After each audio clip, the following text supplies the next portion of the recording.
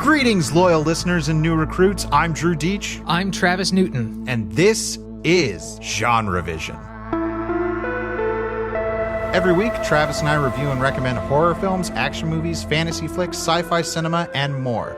This week, we're kicking off VR month with Virtuosity, starring Denzel Washington and Russel Crowe.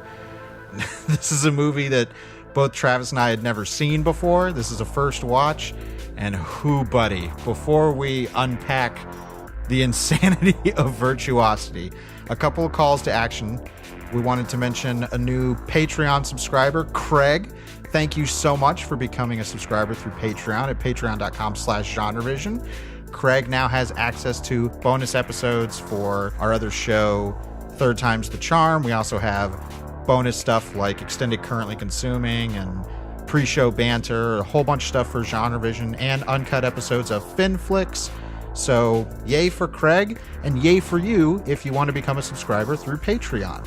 Also wanted to mention that we're going to start uploading podcast episodes on our YouTube channel, which is, I believe, just youtube.com/genrevision or use. I think it should just be youtube.com/genrevision. That should get you there. Perfect. So if that's your preferred way of listening to podcasts, I know a lot of people use YouTube for audio stuff. We've already got our Avengers Endgame episode up, which we also wanted to talk about. We did Avengers Endgame last week, and there's a good chunk at the beginning of the episode where we stay spoiler free, but obviously eventually we do put up the spoiler wall. But we know this has been a big event for pop culture and everybody, and if you've been waiting on Avengers Endgame, do that and then go listen to our episode, because I think one thing we can spoil is that Travis and I really liked Avengers Endgame. Yeah, maybe you're surprised by that, but it's absolutely true. Both Drew and I had a pretty great time with the movie, so there you have it. And last but not least, we wanted to remind people that we are doing another Q&A episode in July, so submissions are open. Go to genrevision.com, click on contact, and that way you can contact us with literally any question you would like to ask us. We do, what is it, about like 2 of these every year? Something like that, one every 6 months about. But yes, go to genrevision.com/contact. You can fill out a contact form there to send your questions in, or you can leave them as a comment on an upcoming post, which will appear right on genrevision.com. All right, it is finally time to jack in with Virtuosity. I would like to note up front that Rolling Stone listed Virtuosity as the worst Denzel Washington movie. Ever? When? I think the article was dated in 2016, so it's been 3 years, so maybe he's made a worse movie. That's fairly recent, though. Yes. Considering the span of Denzel's career, that's pretty far up there.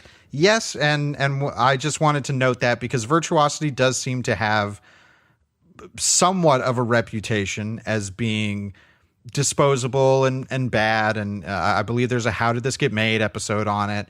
And Virtuosity was always a movie that I was aware of. I remember seeing ads for it as a kid. I remember it in the video store and being intrigued by it, but never taking the plunge. And when we decided to do VR month, this was kind of one I was like, we have to check this off the list, because I need to know once and for all, is there a reason nobody talks about Virtuosity?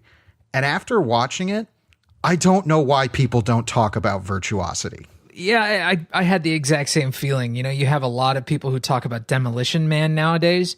If you like Demolition Man, and if you think Demolition Man has aged as well as we think it's aged, which is, you know, like a fine ass wine. Yeah, it's great. Then you absolutely have to see Virtuosity.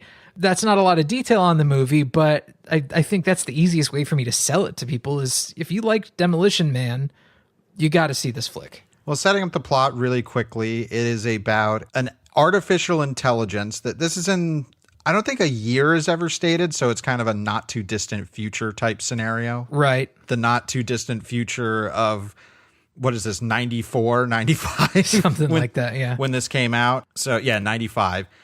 So in this not too distant future, there's an artificial intelligence called Sid 6.7, who is the amalgamation of a whole bunch of different, basically serial killers, psychopaths, just bad people.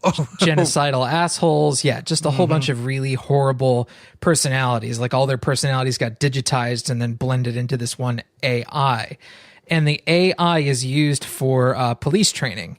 So the program that Sid is being used in takes cons and pits them against Sid in virtual reality in hopes that they will figure out how to take him down. And this will hopefully build a better training simulator for police in the future. We meet Denzel Washington's character, who I just have called Denzel, but his name is Parker Barnes. Parker is a cop who winds up in jail for a reason we'll discuss later. And he is in this virtual reality simulation at the opening of the movie, hanging out with his his partner, his de facto partner, Costas Mandylor. It's Costas Mandylor. I mean, okay.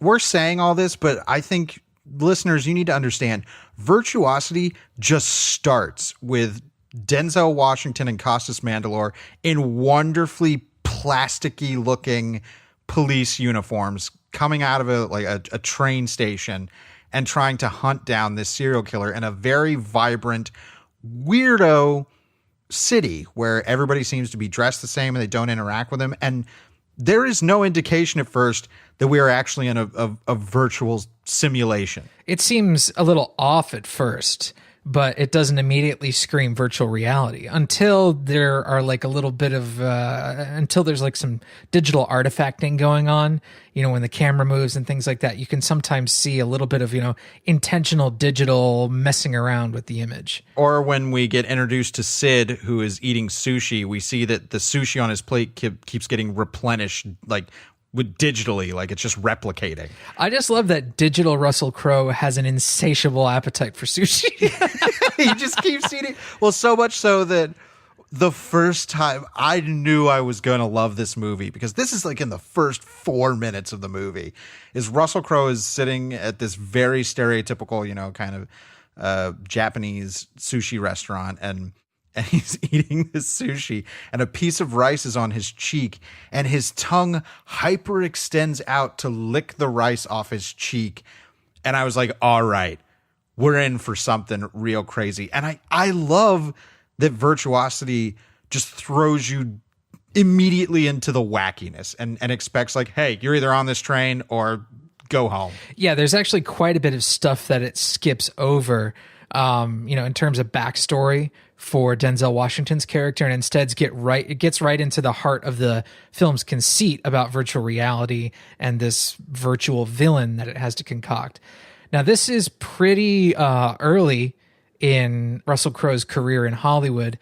This being in 95, this is before LA Confidential, just a couple movies before, but earlier on his career, just a few years prior, he was doing stuff like Romper Stomper, which is an Australian drama. Yeah, that was really his big breakout. Yeah. So he's super young. He's ridiculously handsome. They've given him this like perfect Captain Kirk hairstyle. And the kind of energy that Russell Crowe shows off in this movie is like the most pure jet fuel cocaine energy you'll ever see. It is utterly magnetic, and one of the things that makes Virtuosity such a curiosity. I totally did not expect this level of performance from this character. I described it as Russell Crowe basically gets to play an android Joker. Like, at one point even donning a purple suit. He is total chaos and loving every second of it. And really, there is not a single moment where he plays things below 11. No, I mean, it's an utter lack of subtlety in the performance, but there are some lines that he says that, kind of border on profound for the character. Like, he's by far the most interesting character in the movie, even though he doesn't really have any sort of motivation based on a backstory. But watching him just move through the world, whether it's in the virtual world or the real world, which he does get a chance to sort of break out into. Oh, we'll get there. It's deeply fascinating to watch this actor do this performance pretty much in any setting the movie can throw at him, because he's unpredictable. And it's one of the things that makes him intimidating. Like, he is genuinely scary, but he's also like wickedly hilarious. Like, never not really, really funny. No, he is kind of a perfect, entertaining movie villain in a super classic comic book mode. this feels like a villain that the 60s Batman would go up against in terms of just how flamboyant he is. He's extraordinarily flamboyant, but he's way more sadistic than any sort of 60s Batman villain would ever be. But like his costuming and his makeup and his sort of attitude definitely carry that air of like 60s Batman. Well, and we realized that he was created by this one specific programmer, Daryl. And there's a scene, the opening of the movie with this whole Costas Mandylor and Denzel hunting him down in this virtual landscape. We only figure out it's virtual after about 5 minutes. And then it cuts to Denzel and Costas in these wonderfully suspended VR rigs where they're having seizures because their brains record the activity that happens to them in virtual reality as real. And there's some, mumbo jumbo about, how they're trying to tamp down the brain levels and synapses and blah, blah, blah. Right. It's like Johnny Mnemonic neural load or like Pacific Rim. Like, the neural load on the Jaeger pilots is too intense. Like it's that same sort of claptrap. It's technobabble. Basically what it amounts to is Sid kills Costas Mandylor in this sushi restaurant simulation. And Costas Mandylor in real life is this, convict who's all tatted up. He's got like this barbed wire thing around his neck. He's got this really ratty beard. Looks very different from his polished police officer persona in the VR in the VR simulation. But bottom line is Costas Mandylor is dead, and Sid did it. Sid is now realizing that he can kill people in VR and have consequences in the real world, and this is a problem. Well, it's a problem for the protagonist, but it is a joy for Sid. And he tells this to Daryl in a scene that, again, like every scene with Sid just made me love him more as a villain. He's playing a piano because he talks about like his murders, his compositions, which I love. And he has the line, he's saying to Daryl, "I'm a 50 terabyte self-evolving neural network double backflip off the high platform. I'm not a swan dive." That is the most ludicrous way to get across the ego of this character. But I love it. Like it immediately is like, that's a line you'll never hear in any other movie. Right. And for it to come out of Russell Crowe's mouth in the way that he's performing in this movie, it's just poetry in motion, baby. It's real good. So, we meet a few other characters. We meet William Forsythe, who is Barnes's boss. That's not the character's name. That's the actor William Forsythe. I don't give a fuck what the character's name is. It's William fucking Forsythe. Bill Fichtner is also there. Well, he's William Forsythe is I guess he's Parker, Denzel's old cop buddy. I think it was police chief. Denzel has been imprisoned, and after this whole VR thing, they're using prison inmates to test this VR thing. Right. And it's very hush-hush. Right. And after Denzel gets sent back to prison, I actually really liked this scene where he gets stuck in this claustrophobic little room where he's getting processed, and we see him get scanned. We learn that he has a robot arm, which is like, okay, because we're not sure exactly of his backstory. This movie feels like it starts in the second act of a story. Pretty much. Which I kind of liked, again. But he's in this little room and he's getting scanned, and you can see on the doors around him, there's like hospital ward, isolation wing, general population, and the general population door opens up and he's like, it's the wrong door. And he gets put into Gen Pop, and he walks through this prison wing, and it's wonderfully theatrical looking with these like silhouetted prison cells. You just see the shadows of the inmates like ranting and raving because their buddy Costas Mandylor died, and now Denzel's coming back, and everybody in the prison knows he's a former cop, so they hate him. And then this super like this giant mustachioed weird scar birthmark on his face guy comes out and does the Sig Heil. So Denzel basically whips a white supremacist ass in Gen Pop, like right in the middle of this futuristic prison corridor. And you're thinking, man, I'm watching Denzel, who's like one of the biggest A-listers of not only our time, but of that time in 95 as well. Huge star making this like really trashy sci-fi movie and getting to beat the shit out of a Nazi. It's pretty fun.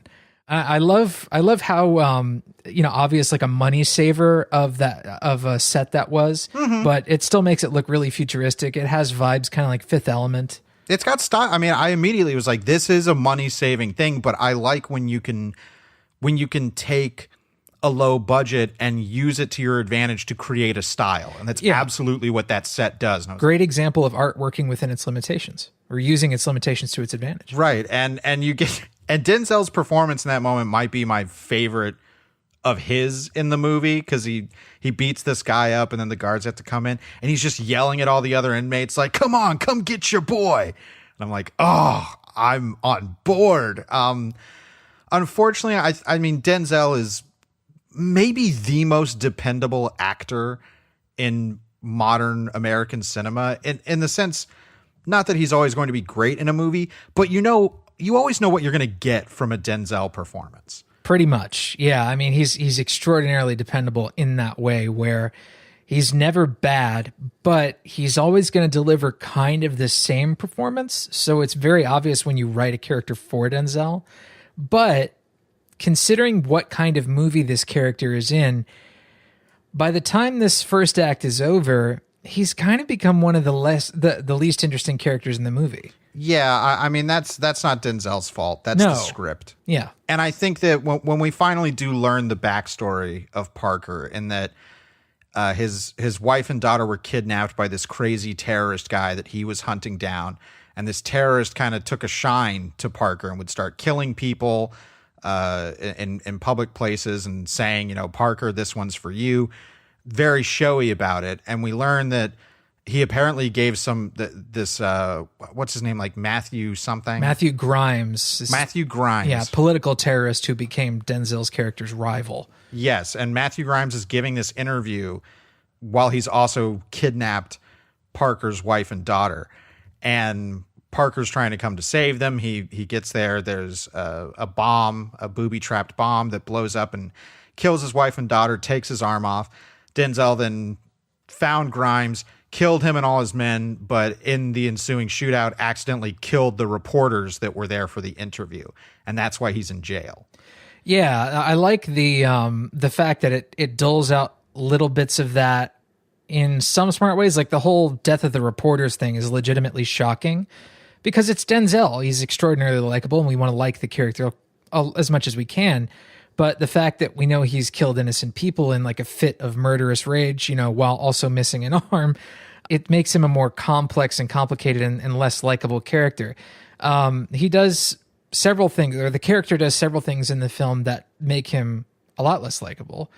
And we'll get to some of that stuff eventually. But ultimately, it definitely wants us to be very much on his side as a traditional movie hero. Yeah, and I think that the way that in a more traditional movie, that would have been the first act of our movie, was getting introduced to Parker, seeing him as a cop, during a day-to-day thing, and him having to go through this ordeal. And then the second act is where we pick up where this movie starts. Again, I like that the movie starts with the most interesting part of its story, which is Sid. Well, and it starts off in media res and sells the concept for the movie immediately. Now, Demolition Man took a different approach where it could start at the beginning with the sort of shootout between Sly Stallone's character and Wesley Snipes' character, because the movie was basically about their dynamic.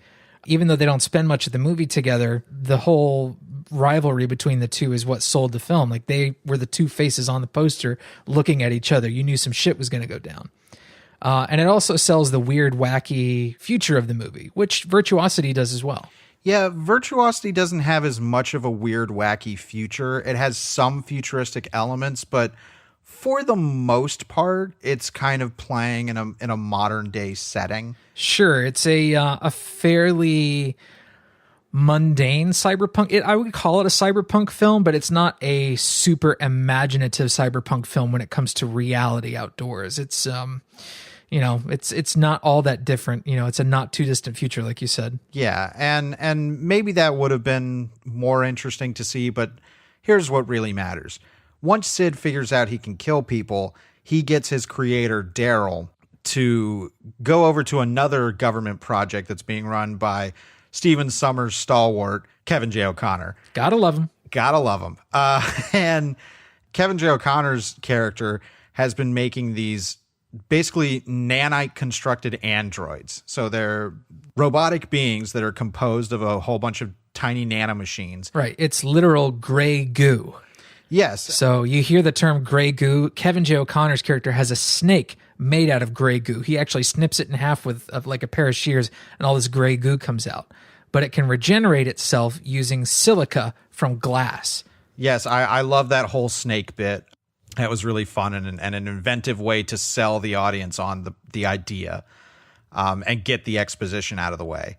So there's this other AI program that Kevin J. O'Connor likes to play with, which is like this a weird combination of chess playing program and a really sultry like Skinamax model. Yeah, basically it's this pleasure bot that if you take the character core, which is like the central memory chunk where the AI is stored, you take that character core, you can put it into the nanite goo, and it will make a manifested version of whatever the virtual reality character is that can walk around and talk and, do as it will. But if you take the character module out of this nanite goo, then the nanites die. Like essentially that they don't really have any function without the character module.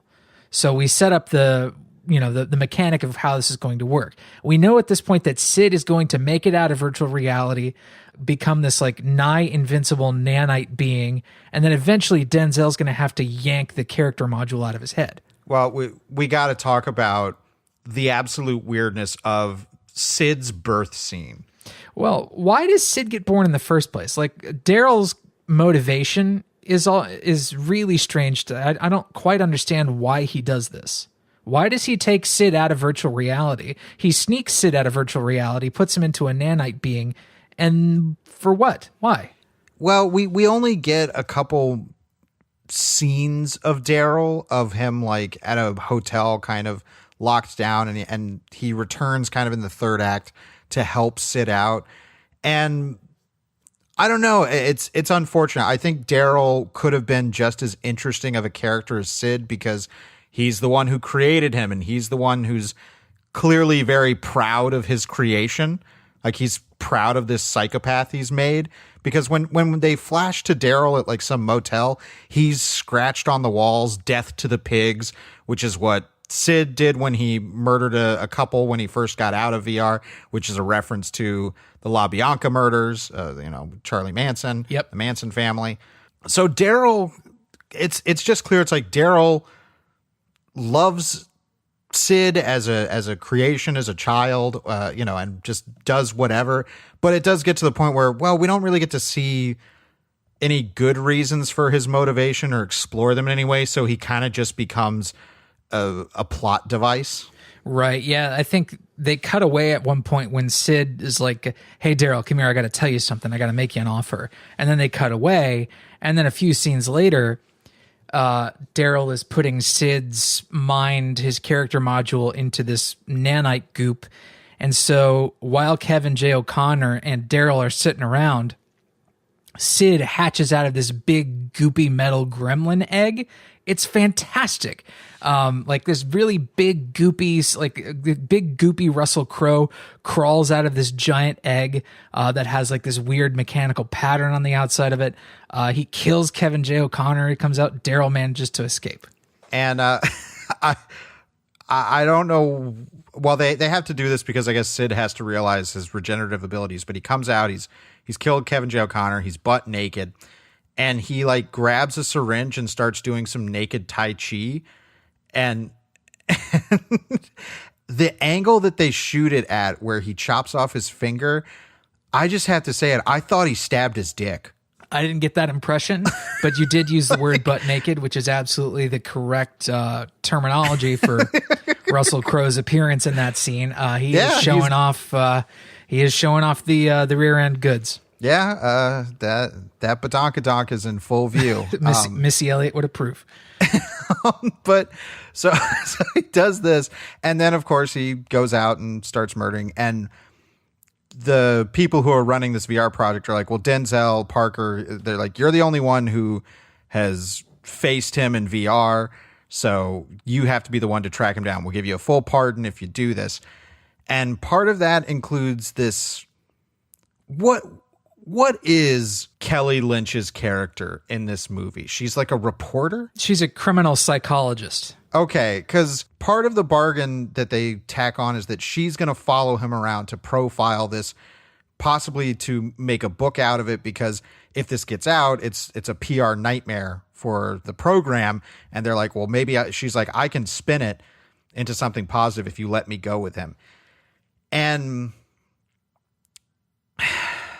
I hate to be that guy that has to talk about the one prominent female lead character in a movie not being good, but Kelly Lynch's character, Madison Carter, is not good, and Kelly Lynch's performance is not good. Agreed on both counts. Madison Carter as a character is kind of saddled with a lot of bad dialogue.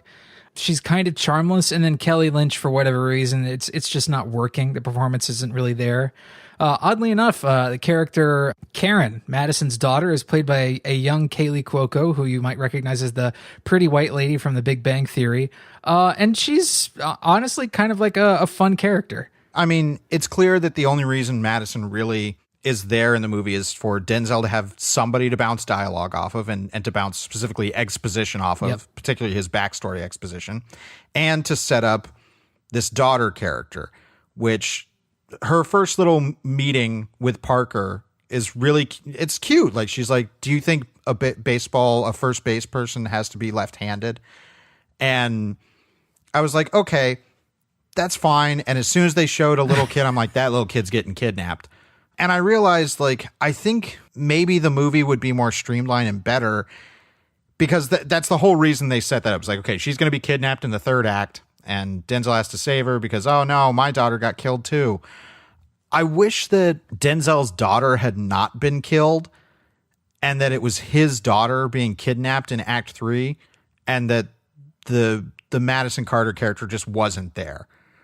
Because that's all she's there for. She's there to have her daughter get kidnapped. There's no real relationship or arc for Madison to get out of her as a character. Sure. So since this is the majority chunk of the second act of the film, the second act does drag a bit, but it does spend probably equal screen time with Sid, who is making the movie vastly enjoyable. So Sid is out there committing murders. Like, before they even get Denzel and Madison on the streets, Sid is out there committing mass murder. Like, we cut to a pile of bloody bodies, and he's like putting on a suit, and now he has a gun, doing all these sort of copycat murders from other serial killers, like you said, the Manson murders.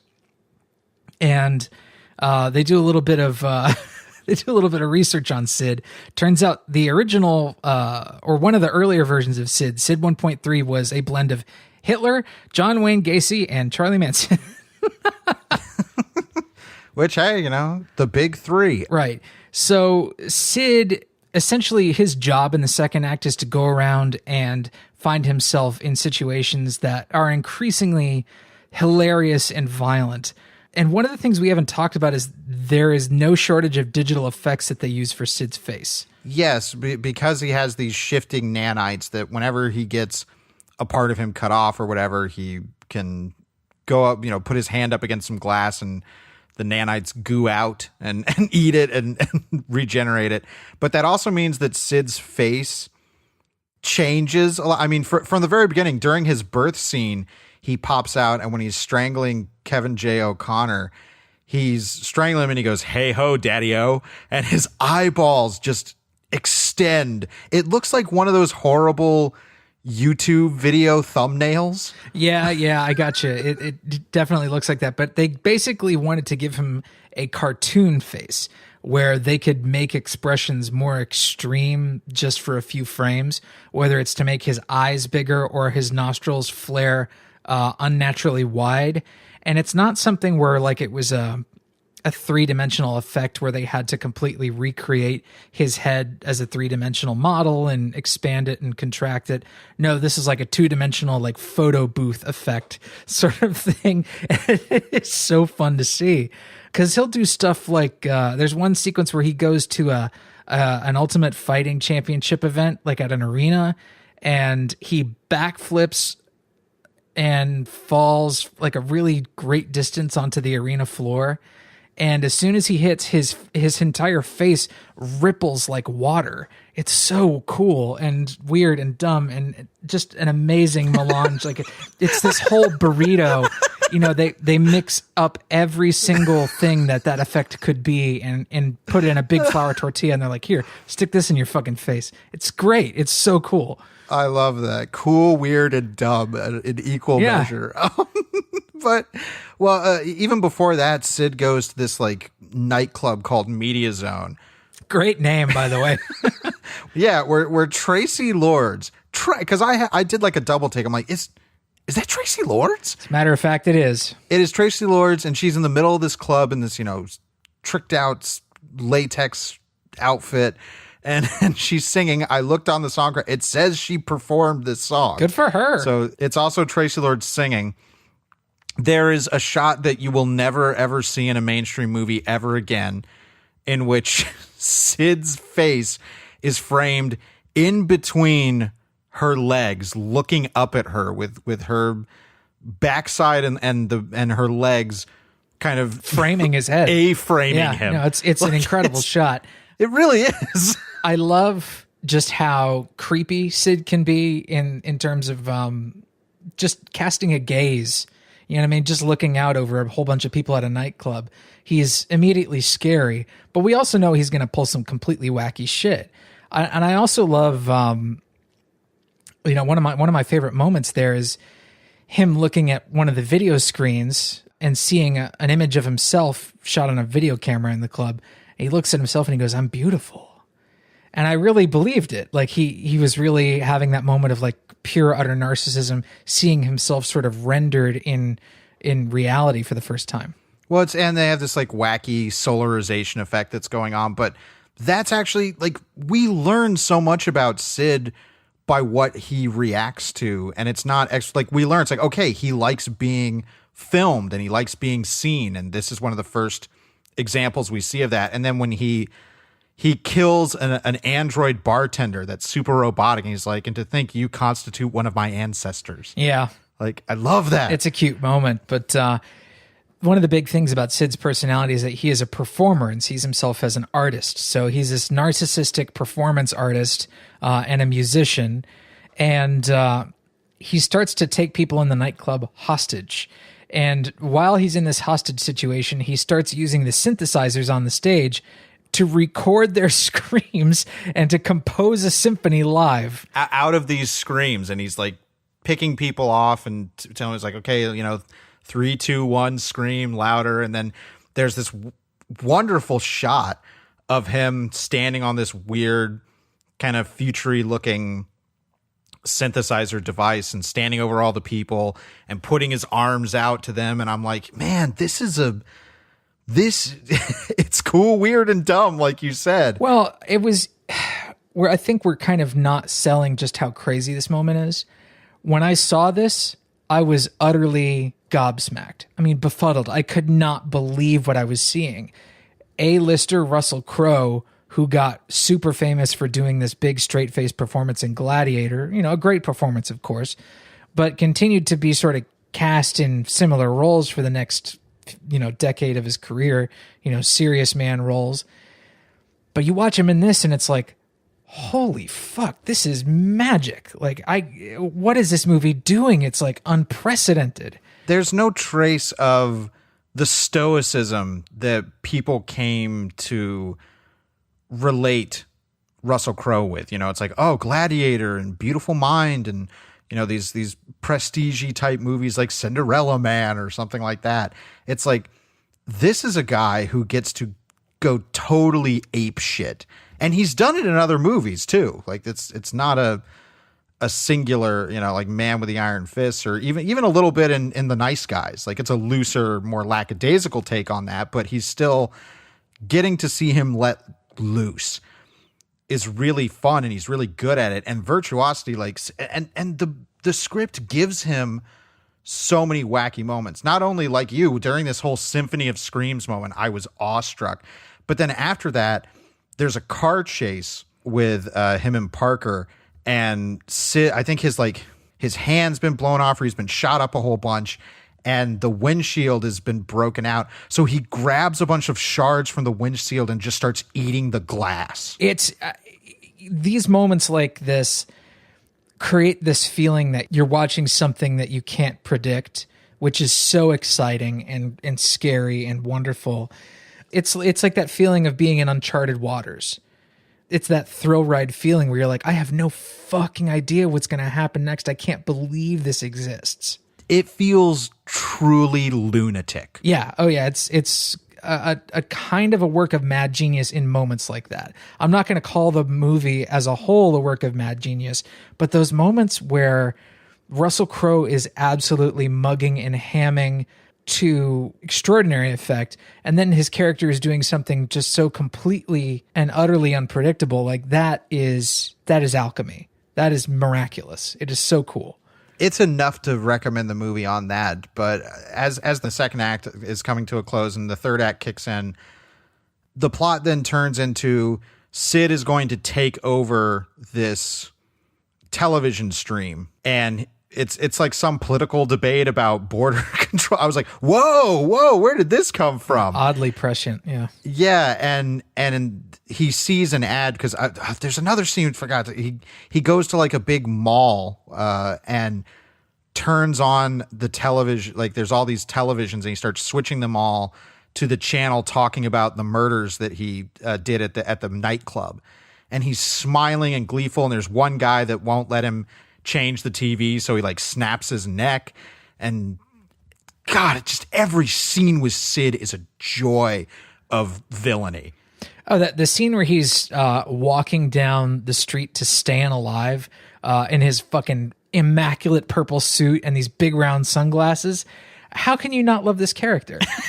I mean, it really is an all-timer villain for me. And so the third act is he's going to hijack this show, and he's going to turn it into what he calls Death TV, where he's going to kill people on screen. And he, of course, sees all of the user metrics. This is so weird to me, because, I mean, it's obviously incredibly 1995 retro version of this. But I'm like, yeah, this is a live stream.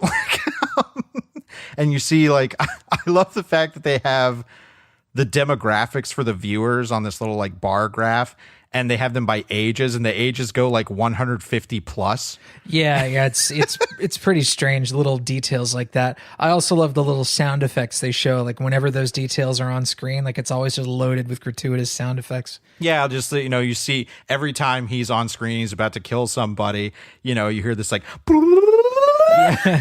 Weep, borp, bleep, bloop, bing. It's just utter lunacy. But did we talk about Denzel maybe kind of shooting the lady on the train? He doesn't shoot the lady, but this is another one of those moments where you're thinking, man, this protagonist is unlikable. Well, yes, because in the opening scene, Sid takes a hostage, and Denzel shoots the hostage to get to Sid, and they're like, why'd you do that? He's like, because it's not real. Like, this isn't a real thing. It's just a simulation. So then, of course, Sid puts Parker in that same situation in real life, and we think that Denzel shoots the woman. And you're like, oh my God, yeah, he is just an asshole. No, but for a moment there, you actually do feel that sense of that sense of betrayal, where you're like, Denzel, this is not the Denzel we know and love. And I still like that the movie's doing stuff like this. Even though it caused that moment of disconnection for me, it still created that feeling of this movie is unpredictable. I'm in uncharted waters here. It felt mean-spirited and unsafe in a way that was really, really exciting. Like, this movie never ever feels like it's quite on the rails, which is a great feeling. No, I mean, as much as you can kind of see where things are going to go in the bigger picture, moments are never predictable. Precisely. Yeah. From moment to moment, it is zigging and zagging all the time. This is also where we get the little bit of backstory that kind of fleshes out fully what's going on in Denzel's life. And it turns out that this political terrorist that killed Denzel's family and, took his left arm away, this terrorist is actually part of Sid's AI. Now, that was predictable because, they foreshadow it pretty heavily. So it's not exactly a shocking reveal because it's foreshadowed. So, of course, we know now that Denzel's character arc is that he's going to be able to defeat Grimes, the guy who he killed way back when. He's going to finally be able to defeat Grimes and overcome this awful trauma and enter a new phase of his life. And the way that they do this is when Sid's doing his whole Death TV thing, they're like, he craves the attention. So what we need to do is cut all the phone lines so that the feed will die. And then they're able to coax Sid out, and him and Denzel have this big rooftop fight. And then, of course, during this whole thing is when we find out that Madison's daughter has been kidnapped and is set up in basically a similar situation as Parker's daughter was. So there's this big fight scene between Sid and Parker. Parker defeats him. He knocks him. I love this part where he knocks him down into a bunch of this glass statue thing in the middle of a plaza. Huge, 6 or 7 or 8 giant panes of glass. And you think, this right. dude loves glass. But then this dude just fucking loves, this dude eats glass to heal. Yeah, he loves glass. This guy loves his glass, but his favorite part of the Shyamalan trilogy. But the shot that they reveal Sid all chopped up, his limbs hanging off, amputated from his nanite body, and he is full of glass shards that make him look like it's almost like Godzilla's plates on his back. They're just sticking out at all odd angles. Yeah, they're these giant spikes. It's so fucking cool. It's amazingly grotesque. I didn't expect that kind of design, but you're still thinking at this point, wait, why is he not healing? What's going on here? And that's when Denzel finally has the ability to reach in this fucker's head and pull out his character module. He fucking bull punches him in the back of his skull. This is true, yeah. And rips his little core out. And I gotta say, I love that because of the gray goo, it basically gives Sid this kind of silvery blue blood. So that's just another cool visual element to him whenever he gets injured. It's this very pronounced, inhuman blood. So when he's impaled on all this glass, you just have, he's gurgling on this silver blue blood and it's bleeding. It's it's fucking cool. But then the movie pulls another huge zig and a zag. You think, well, okay, villain's defeated. They've got the character core out. The nanite body is dead. What can he do from inside the little, memory cube? Nothing, right? But then the movie pulls some seriously funny games shit. Right. It suddenly kicks up the scene that we just saw of Parker and Sid fighting on a rooftop. And at one point, Parker looked like he was going to fall, but he didn't. That's when he was able to defeat Sid. But this time, Parker falls off the roof and hits the ground and splat is dead. Right. Well, they've realized eventually that if you take the memory chip out of the body, you can't save the little girl.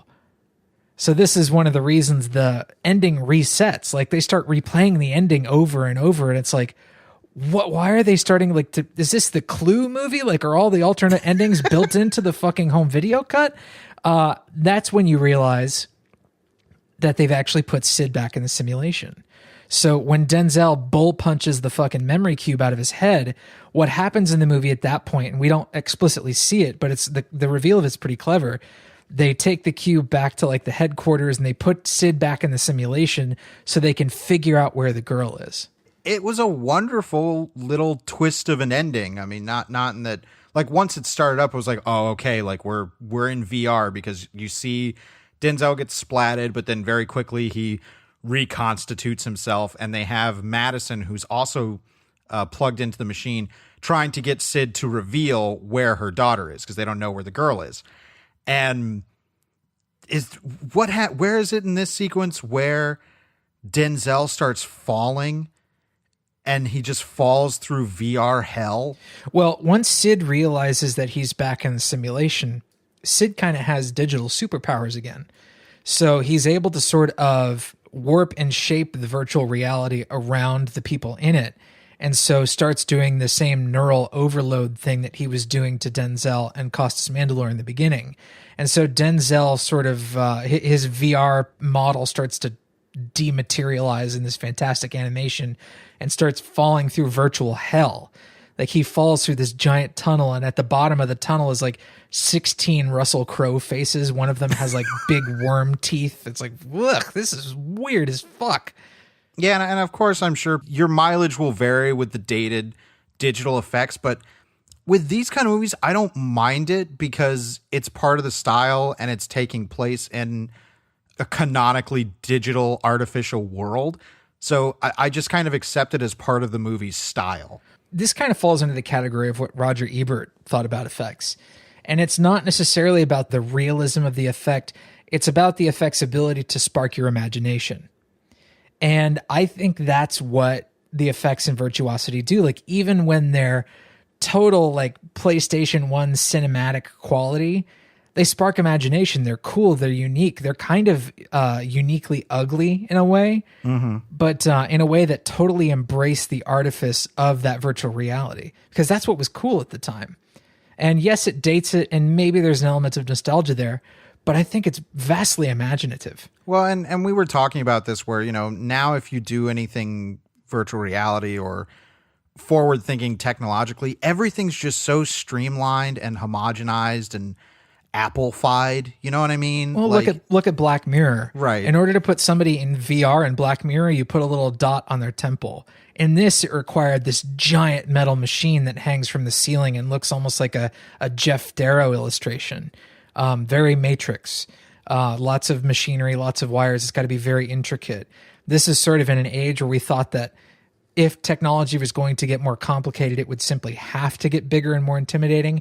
Now we know that to be the opposite of the truth. We just know that technology is going to get smaller and more insidious because of that. Right. I mean, this is much more classic William Gibson, you know, neuromancer type cyberpunk thinking in terms of design and style. And I love that. And so the movie ends with Denzel finds Madison's daughter. And even though Sid has been defeated and destroyed, we get a little appearance from him because he's on a little screen that's attached to the bomb that's going to blow her up because she's sitting on this pressure plate. Oh, I thought that was Wayne Knight going, Well, yeah, he right. didn't say the magic word. I thought the same thing because they eventually Hello, Newman. Using Denzel's robot arm, he's able to put the bomb timer on a loop and divert the bomb so they can defuse it and everything. And it gets stuck on this moment of Sid going, I thought of that one already.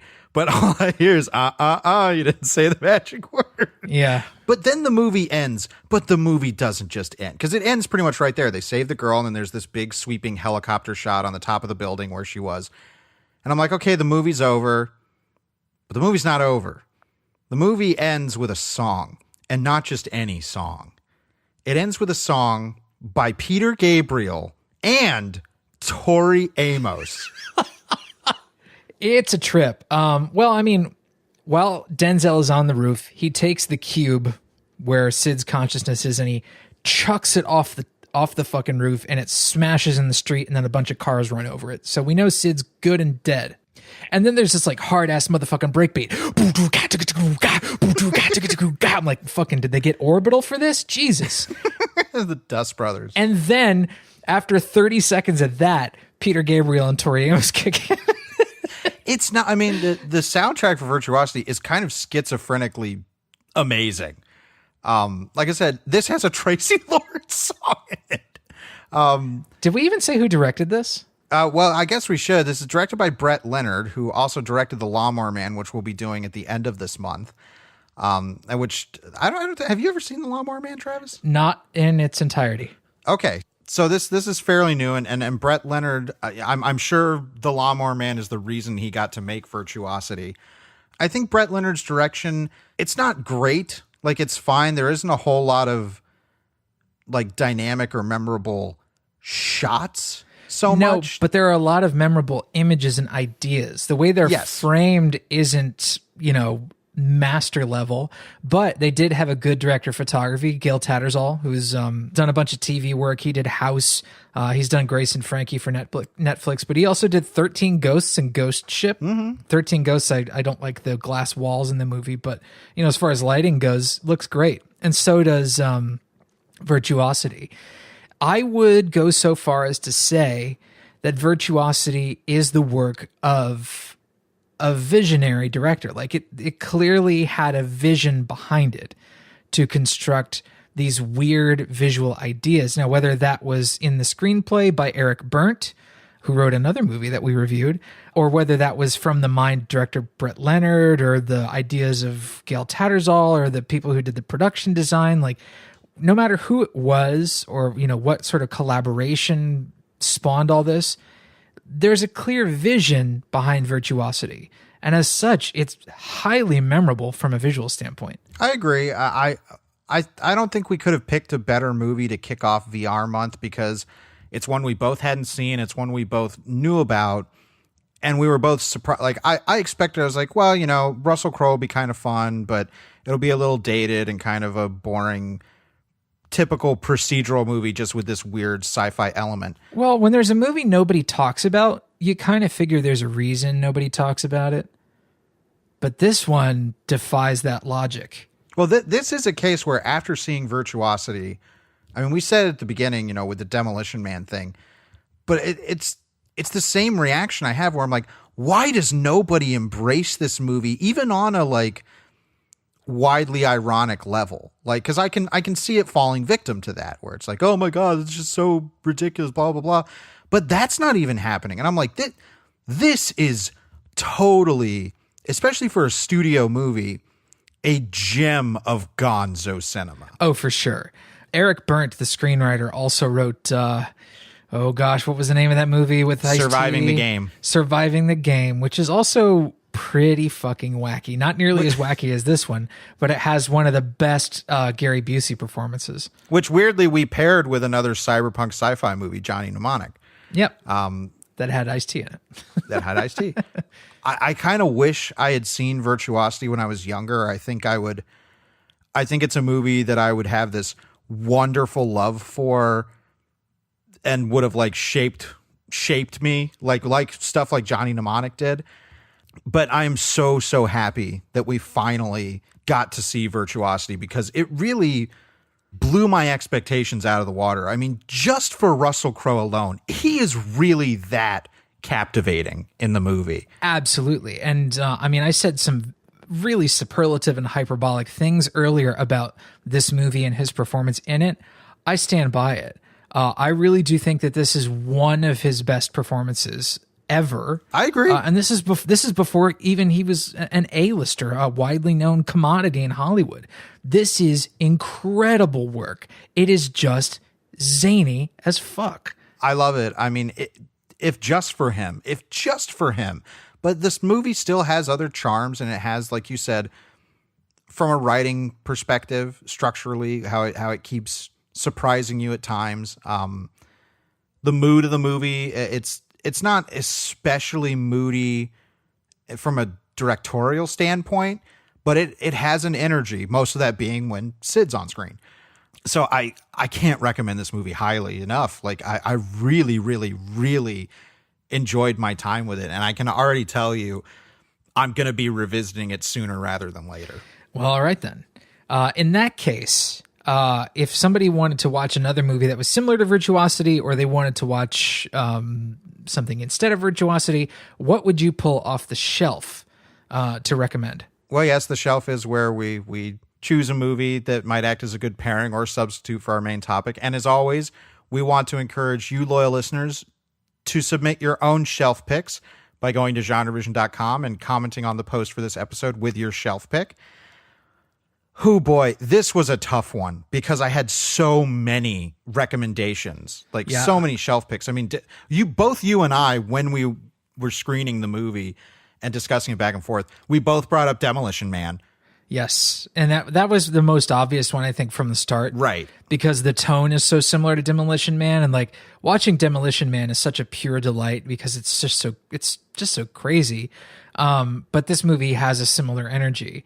For whatever reason, it just didn't take off like it. Well, Demolition Man has more directly comedic elements than Virtuosity. Like, it's trying to be a comedy and succeeding. Virtuosity is not. Like, it has fun moments and times when it's attempting to be funny, but it does not have a comedic tone. Sure, but even though it's not a comedy, it's also incredibly funny. Yes. So, yeah, I guess Virtuosity is a more difficult movie in that sense. Yes, it is. But so obviously we said Demolition Man. I was going to recommend the Stuart Gordon movie Fortress because that's kind of similar, doing a lot of sci-fi with a little. That's like the best Paul Verhoeven movie Paul Verhoeven never made. But I think I've mentioned that on the show before. So I'm going to go with another Denzel Washington movie, Fallen, which I wrote about for Bloody Disgusting. And I know I mentioned that on the show recently, but it's more along the lines of like a 7 in terms, and I mean like David Fincher's 7 in terms of mood and tone. It's about a demon that is body hopping from at the very beginning. He's a serial killer who's getting executed, and Denzel was the cop that was hunting him down. And this demon can hop from different bodies and continues his killing spree and continues coming after Denzel. So it's another Denzel is hunting down a serial killer movie, which he's done a lot of in his career. I can think of like The Bone Collector. But Fallen is kind of the more straight-faced version, even though you have this demon jumping into other bodies. It means you get a whole bunch of different actors getting to play an evil demon villain serial killer, and some of them are fun, some of them aren't, but it's not nearly as captivating as the kind of singular performance that Russel Crowe puts in as Sid 6.7.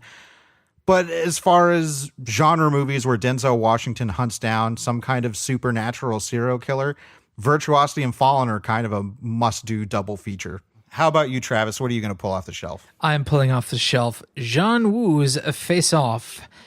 Face Off is similar to Virtuosity in that you're looking at A-listers doing some of their absolute best work in their career, but they're doing it in the most zany and manic way possible. And knowingly trashy. Precisely.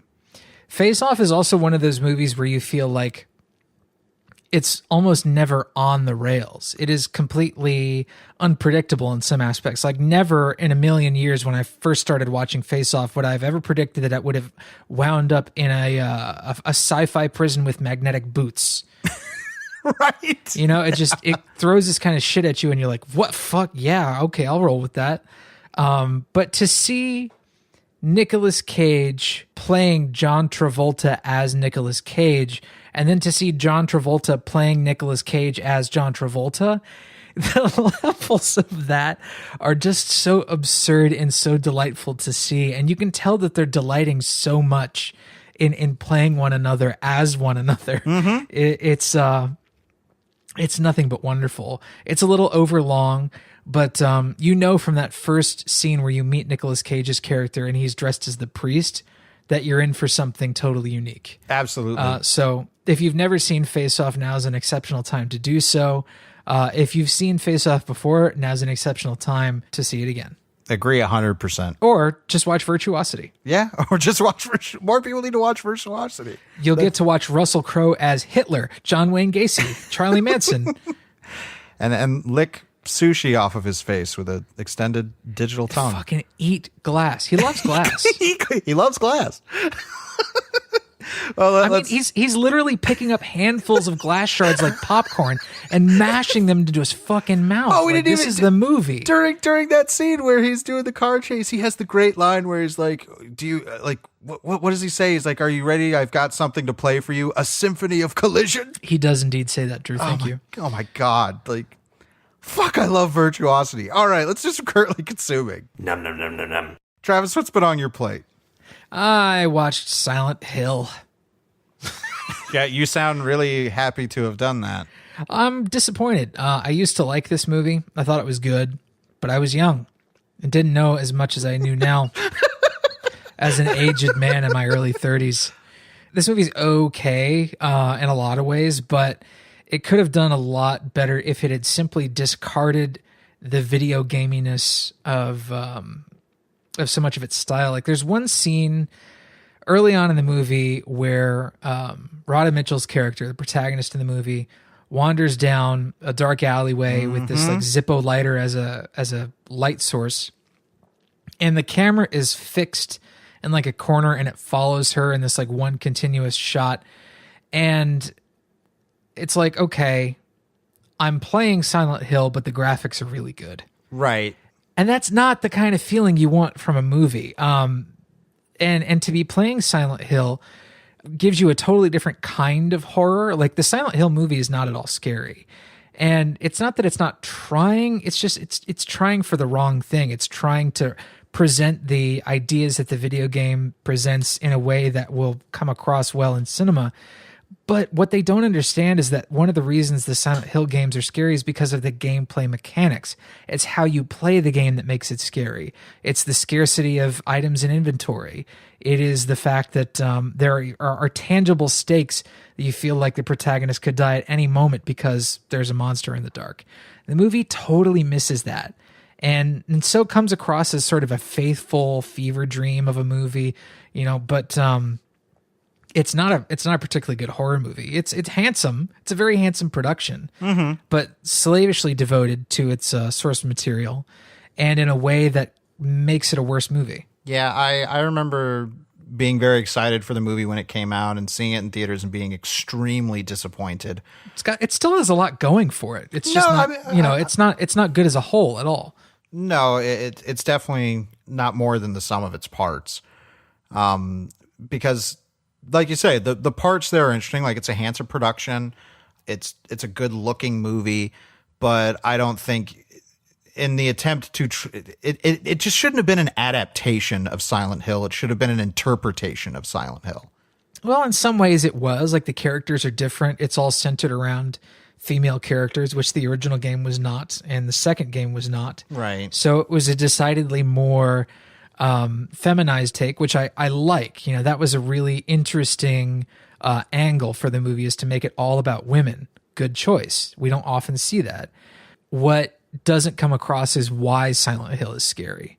Sure, it's got a whole bunch of fucked up monsters running around, but they're not terribly scary in the movie. Like the movie mostly comes across as an excuse for Radha Mitchell to sort of wander in and out of set pieces that evoke the images of the game. Well, when you were screening it and we were talking about it, I kind of said it's the kind of movie that just feels like a stack of scenes, not a cohesive movie.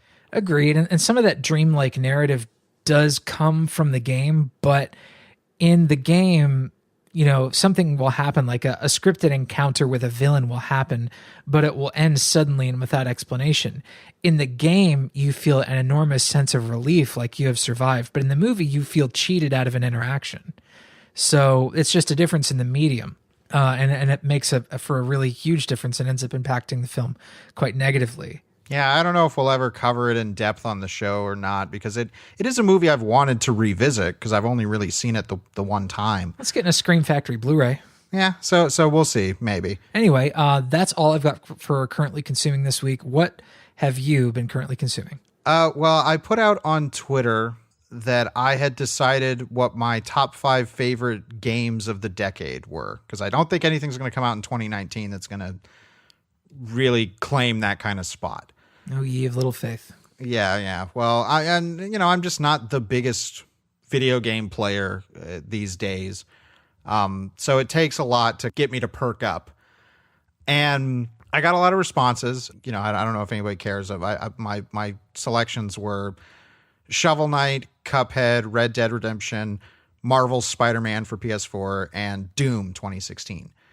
But I put out there, I was like, I want to know what other people's are, because I know there's going to be a bunch of games that I haven't played, and maybe some will interest me, some won't. And one of the ones that loyal listener Eric Fuchs mentioned was Undertale. And Undertale is a game that I was aware of, and I was like, oh yeah, I've heard nothing but really cool stuff, and I haven't been spoiled on any of the particulars, but I was always kind of resistant to checking it out because the game it got compared to a whole bunch was Earthbound for the Super Nintendo. Right. And I've tried over the years like 3 or 4 times to play Earthbound and just could never do it. Oh, I liked Earthbound. I could never fully commit to it, and I think it's because while I liked the setting and how different it was from other RPGs, the art style, the creatures, the actual act of playing the game, which is a lot of the RPG battle, the interface for the battles was really boring. Agreed. And that made, because I can grind and do repetitive RPG stuff as long as there's something in the battles that keep me invested. And so Undertale has a fascinating battle system. It's very much like Earthbound, where you have a sprite-looking character, but then you have this little box where you manipulate a tiny heart that you move around. And every enemy that you fight attacks you within this grid with different animations, and you have to move the heart around to avoid these animations. And every single enemy has something different. So it's and there's an incredible variety of enemies, and I've just started the game. But there's another option. You can either fight enemies or you can choose act instead of fight, which is you can scan them to see what their stats are and what is about them. And each enemy has unique options. Like you can talk to them, or you can pet them if they're like a dog enemy, or you can laugh at a joke they said. And you can play the game attempting to spare enemies in these encounters. And the game is manipulating your emotions in such clever and kind of surprising ways. Because I'm going to spoil a little bit of the opening of Undertale if anybody hasn't played it, but here goes. In the opening, you're a human and you've fallen into the world of monsters. And there's this older woman monster named Toriel who takes you in and is very kind to you and is teaching you about the world and the early stages of the game. After doing a bunch of tutorials and puzzles and stuff like that, she invites you to her home and she's like, look, I've made a room for you and you can just stay here with me and you don't have to worry about anything. But you want to go back home. So she has a door that leads out into the greater underworld. And she's like, I don't want you to go, please. You're going to get killed. All right, if you must go, you have to fight me to show that you're tough enough to survive out there. So I was like, oh shit, like I have to fight her, because I kept trying to do an act to spare her. She was like, no, I don't want to fight. Like, you were really nice to me. But it didn't seem like it was working. So I was like, I guess I have to fight her. So I fought her and ended up killing her. And I was like, oh no, I don't want to do that. So I reset the game and reloaded my save from before that and did figure out a way that I could spare her. But then a character pops up that is the first character you're introduced to in the world, which is this little flower. And this flower, when you're first introduced to it, it seems very benign. It says like, oh yeah, like you're here in the underworld and this is how you manipulate things. But it eventually ends up being incredibly sinister and lying to you. And after I saved Toriel and went through the door and spared her, this flower popped up and it says, I know what you did. You thought, you regretted what you did. So you tried to go back and fix things. And I was like, oh my God, it knew. Is this what the kids call meta? I guess, like, the way that it's talking about, the way this character is describing, like, it says, you think you're the only one who has the power to save? And I'm like, what is this going to mean going forward? Because it says, it's like, there's only two options in the underworld, kill or be killed. So the interactions now, I'm like very aware of like, whatever I'm doing, I don't think I'm going to get a second chance at things. Whatever I do in some way will be permanent. So I'm finding the world very interesting. It's fun and cute and really funny. The game is incredibly funny so far, which leads me to believe that all of this is to disarm me for later devastating emotional stuff. Perhaps. But I'm enjoying. I'm loving it. Like, I'm absolutely in love with the game so far. And I know it's, this is a late to the party thing. But I will report back once I've finished it, because I see why all the kids are crazy about Undertale now and why it's gotten a big support from people in the gaming world as something that's like, no, this is something worth your time. And real quick, talking about video game characters, I want to end with something else we all consumed recently, which is the trailer for Sonic the Hedgehog. Oh boy. And I'm not going to get too into it because it's not even about the movie. I was just so flabbergasted at that trailer itself the construction of it, what they chose to show, the pacing of it, the fact that Gangsta's Paradise was used as the backing track, which that still just boggles my mind. Yeah, I mean, we described a feeling of like sailing in uncharted territory for Virtuosity, and there being an utter joy in that. There is a similar feeling in the Sonic trailer where you're like, oh no, I don't know what's coming next, and I'm very afraid. Well, you couldn't even finish the trailer. No, the first time I watched the trailer, I couldn't finish it. I just got to a point where I was like, you know what? Maybe I love myself more than this. Well, I've only watched the trailer. I watched the trailer one time because I was just I was blown away by it, by just how does a major studio make this movie, not just make this movie, but market the movie this way in 2019. And now, of course, the big news coming out is mostly to do with the design of Sonic the Hedgehog, which everybody was, they were keeping in the shadows, and they finally fully revealed for this trailer. And the fact that the trailer came out and the response was so overwhelmingly negative, and this thing got destroyed online. I've never seen such a gleeful dunking from everybody. Like, nobody was out there even attempting to defend this thing, which is nuts to me. So the news now is that they're going to change the design before the movie releases later this year, which I don't know if that's unprecedented. They changed the design of King Kong and Peter Jackson's King Kong, but that was not based on audience reaction. Right. No, it's specifically because of reactions from fans. And I say that with air quotes because it's, randos on the internet, essentially. It's the mob speaking. And I think they realized, once they realized that the millennials and the Gen Z folks who looked at this and said, this is disgusting. Like, it was kind of repulsive. Like, I remember those first couple of close-ups of Sonic, and he goes, meow. And I was like, I find this utterly disgusting. Like, I really don't want to look at this. It is like an immediately sort of repellent thing. I don't find this character interesting to look at. This does not look like a digital character that can carry a film as a protagonist. Why they would go back and change it seems apparent now, but it almost comes across as a movie made in a vacuum. That I'm just basing that on the marketing, which is silly, but sometimes a studio picture can seem like they focus grouped it in total isolation. And it's like, now coming out and the public is reacting to it and they're like, oh shit, we fucked up. I cannot wait to hear the stories behind this movie and because the idea that it got that far and nobody was saying anything is shocking to me. Like, I understand there's a lot of yes men types in these kind of productions where it's like, yeah, whoever's going to do this, like whoever okayed that design. I don't know if, it's specific producers that were wanting specific things. Like, I don't know, but obviously I feel terrible for the VFX artists who are already going to be working on a bunch of effects stuff up until the movie's release, are now going to have to crunch to get this thing redesigned. I feel so bad for them.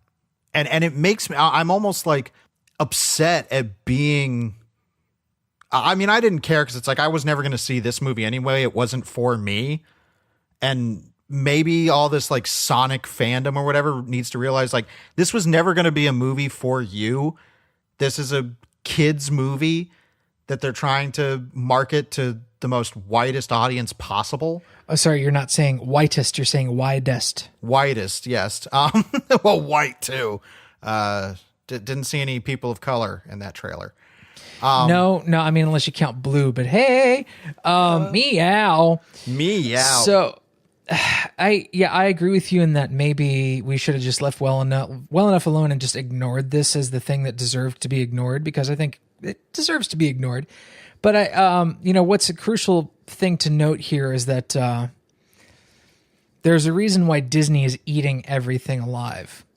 And it's because they seem to be able to deliver time and time again. In general terms, this is, obviously there are exceptions to this, but they seem to be able to deliver what people want.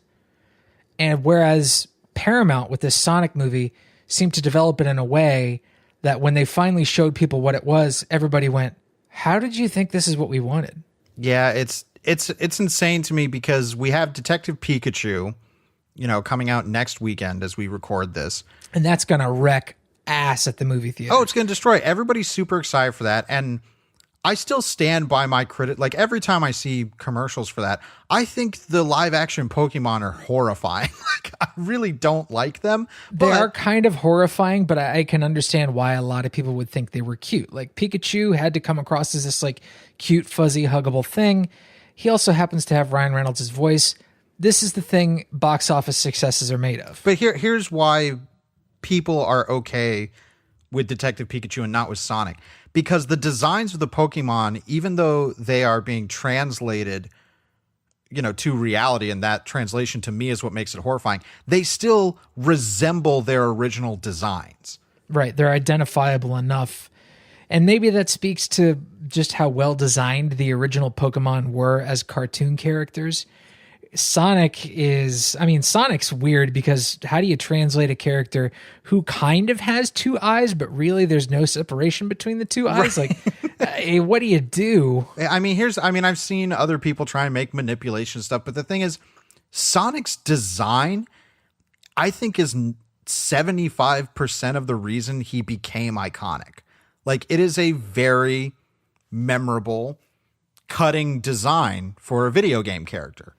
Yeah, he's like 50% rubber hose animation, like Fleischer character sort of animation, kind of Felix the Cat sort of look, meets contemporary 90s video game style. Like it really is sort of a perfect concoction. Right, he cuts a silhouette. Like, that hair and that shape, you immediately know that's Sonic.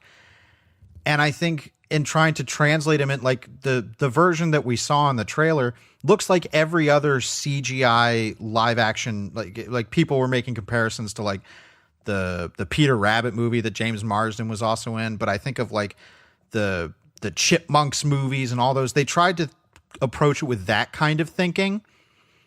And the Detective Pikachu movie was like, no, we just have to do the Pokemon. And that's why they look incredibly fake and non-real to me and horrifying. To me, they look too real. Like, they just don't look like, whenever they're next to a character, I'm just like, I just see all the artifice because the design is so hyper stylized. Well, they don't look like a real animal. They look like a Pokemon, but they've chosen certain things in Detective Pikachu to make things feel real, whether it be texture of the skin or like how light affects the skin in a character. Like, does this particular Pokemon have furry skin or smooth skin? Like sometimes things that don't come across in the original design, they've had to say, this is going to be a fuzzy Pokemon. Right. Even though he didn't look fuzzy in the original design, he's going to be fuzzy now. And it's like, well, okay. But the core design is exactly the same. And instantly identifiable as the thing people love. Right. So I don't know, this Sonic, I have not been as flabbergasted by a trailer in recent years as I was the Sonic one. Oh, and it's not just about the design of the fucking blue hedgehog. What else is going on there? Well, that's just a vast black hole of what? Yeah, it's everybody concentrate on that one aspect. I'm like, everything about this movie seems so from another bizarro world in terms of the pacing, the way they're trying to do jokes. Everything about that movie just seems so wrong-headed, and I don't think changing the way that the hedgehog looks is going to suddenly save the movie and make a whole bunch of people excited to go see it. No, I sincerely hope that they don't spend a huge, incredible, ridiculous amount of money to make another photorealistic hedgehog that they think will save the movie, because that would be the most misguided and stupid studio move in many years. Well, we'll get ready for when we report back on Sonic the Hedgehog. I mean, I'm not going to see the movie. No. But I can guarantee you I'll watch the next trailer to see what the fuck they did. Yeah, no, it's fucking 2019, man. This is you and I have talked about it, but like this year at the movies, I'm not willing to declare it bad, but it's suspect. I think, I mean, I had a whole big long Twitter rant about why I think 2019 is a bad year for the movies, even though there's tons of good and great movies. There's other things going on with movies that I think are making it a bad year. Sure. I mean, I said this to you the other night and you kind of, you downplayed it a little bit, but like It Chapter 2 is supposed to come out in like 3 months, 4 months. Where's the trailer, dog? Where's the poster? This thing's got a fucking big old handful of movie stars in it. The first movie made boku bucks. Where the fuck is the marketing for It Chapter 2? Where are they keeping this movie, Drew? Well, I won't repeat my thing, but I will say this, that I think it has become so clear how important first trailers have become for our culture. I mean, they've always been, but yeah, I understand what you mean. We consume trailers differently now than we used to. Yeah, so it may be that they're like, this needs to be the perfect fucking thing. I mean, I guarantee you every studio now, after the Sonic the Hedgehog trailer, is like, when we put out a first trailer, we need to be fucking airtight on this, guys. Like, every first trailer needs to be a Star Wars trailer. Like, in terms of reaction. I'm just having flashbacks. I'm having flashbacks to Tim Burton's Dark Shadows, where it was like 6 weeks before the movie was slated to come out. And I was kind of like, is this movie still coming out? And then every source on the internet I could find was like, yeah, it's still coming out. And I was like, okay, but where's the trailer? Yeah. Well, we'll see. But thankfully, we don't have we don't have to watch Dark Shadows next week because it's not part of VR month. Instead, thank God, we'll be covering Existence. Before we go, we do want to mention our comment of the week from our Avengers Endgame episode. And again, we haven't had the biggest reaction yet because I don't know if people are holding off seeing it or if spoilers. And we got a good number of reactions and some good shelf picks. The one that I wanted to highlight specifically was from loyal listener Pale Fire, who gave a shelf pick of Star Trek Generations for Avengers Endgame, which is a pretty good pick. It's a good pick, not exactly a beloved film, but a good pick. Yeah, it has a lot of similar elements to it. I won't get more specific than that, but yeah, I'm hoping more people will be seeing Avengers Endgame and commenting on our episode. Because again, we were very surprised by our reactions to that movie in the best of ways. So yeah, next week we'll be doing David Cronenberg's Existence, which I think turned 20 this year. Maybe. Yeah. We'll find out next week for sure. It's 99. Yeah, we'll confirm that next week. So as always, we want to thank you all so much for listening. I'm Drew Deach. I'm Travis Newton. And we'll see you next week. Right here on Genre Vision. He loves glass. God fucking loves glass. Loves glass.